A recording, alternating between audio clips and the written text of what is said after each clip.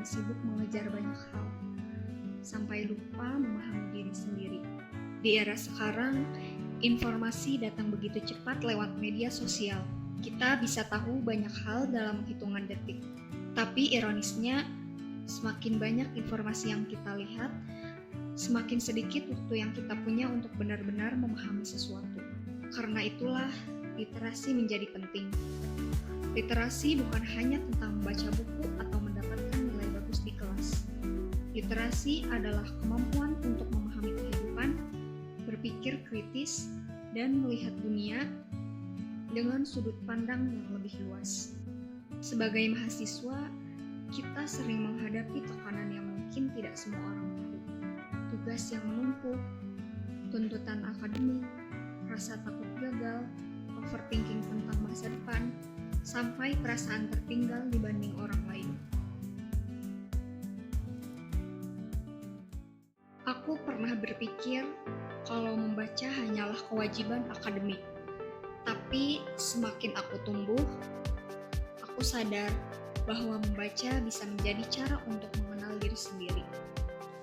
Dari membaca, kita belajar bahwa hidup tidak selalu harus sempurna.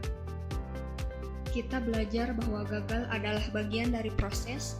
Kita juga belajar bahwa setiap orang memiliki waktu dan perjuangannya masing-masing.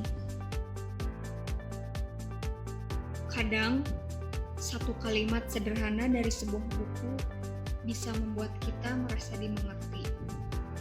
Buku mengajarkan banyak hal yang terkadang tidak kita dapatkan di ruang kelas.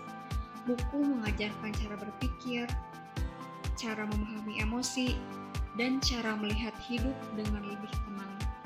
Dan menurutku, itu sangat penting untuk anak muda saat ini.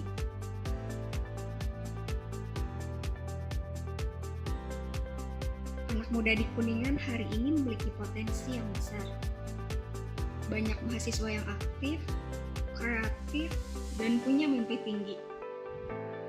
Tapi di balik itu, ada juga tantangan yang sering dihadapi. Mulai dari tekanan ekonomi, kecemasan terhadap masa depan, sampai rasa insecure karena melihat pencapaian orang lain di media sosial.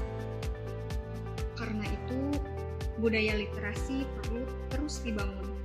Bukan hanya agar kita pintar secara akademik, tetapi agar kita memiliki cara berpikir yang lebih dewasa dan tidak mudah kehilangan arah.